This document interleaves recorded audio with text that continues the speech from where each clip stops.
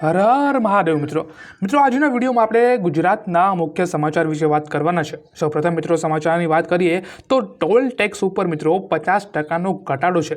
National highway ઉપર toll ફીમાં મિત્રો 50% સુધીનો આપણને ઘટાડો જે છે તે આવતા દિવસોની અંદર મિત્રો આપણને જોવા મળશે। ખાસ કરીને બ્રિજ, ટનલ આ બધી જગ્યાએ આપણને 50% મિત્રો ઘટાડો જોવા મળશે। આનાથી જે આપણે લોકલ જે માણસ છે એને આમાં ફાયદો થશે અને રોડની મુસાફરી કરવા મિત્રો હવે એમને સરળતા પડશે। ત્યાર પછીના મુખ્ય સમાચારની મિત્રો આપણે વાત કરીએ તો ગુજરાતમાં ભારે વરસાદની આગાહી છે। રાજ્યમાં 3 દિવસમાં વરસાદમાં સક્રિય સિસ્ટમ જે છે મિત્રો એ ભારે વરસાદની આગાહી ઉપર આપણને બતાવે છે। માછીમારીઓને 5 દિવસ દરિયા ન ખેડવાની મિત્રો સૂચના આપી દેવામાં આવી છે। કારણ એવું છે કે અહીંયા 40 ને 50 કિલોમીટરની સ્પીડે આ જે પવન છે મિત્રો એ હવે આપણને આવતા 5 દિવસની અંદર જોવા મળી શકે છે ગુજરાતની અંદર। ત્યાર પછીના મુખ્ય સમાચારની મિત્રો આપણે વાત કરીએ તો અમરનાથ યાત્રા પર એક મોટા સમાચાર મિત્રો આવી ગયા છે।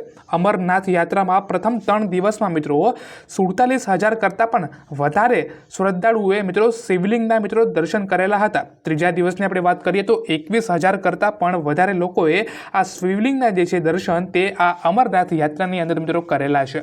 ત્યાર પછીના મુખ્ય સમાચારની આપણે વાત કરીએ તો મિત્રો પીએમ કિસાન માનધન યોજના પર એક મોટા સમાચાર આવી ગયા છે।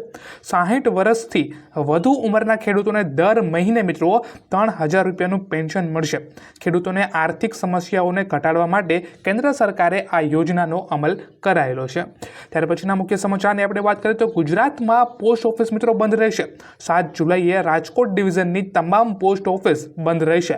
એટલે કે જો તમે રાજકોટ ડિવિઝનની પોસ્ટ ઓફિસ તમારા ધ્યાનમાં હોય અથવા તમારે કામદેન એની લીધે થતું હોય તો તમારે આ દિવસની અંદર મિત્રો જે તમારું કામ છે એ આગળ અથવા પાછળ મિત્રો કરવાનું રહેશે। વાત કરીએ આપણે મોટા સમાચારની તો ખેડૂતની લોન માફી ઉપર મિત્રો એક મોટા સમાચાર ગુજરાતની અંદર આપણને આવી ગયા છે। હાલ અત્યારે ગુજરાતની અંદર લોન માફીની ચર્ચા થઈ રહી છે। એનું કારણ એક જ હોઈ શકે કે કાં તો ચૂંટણી કે એવું કંઈ નજીક આવતું હોય કાં તો પછી ગુજરાતમાં કાંક કરવાનું હોય।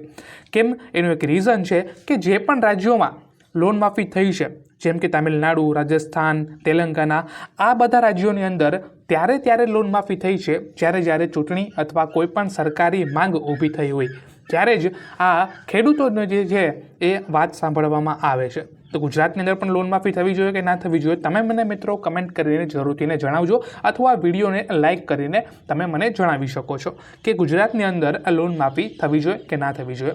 વિડીયોને જો તમે લાઇક કરતા હોય તો આ સમાચાર વધુમાં વધુ લોકો સુધી સરકારી કર્મચારીઓ સુધી પહોંચશે। વાત કરીએ આપણે 20મો હપ્તાની કે 20મો હપ્તો મિત્રો ક્યારે મળશે તો 20મો હપ્તો મિત્રો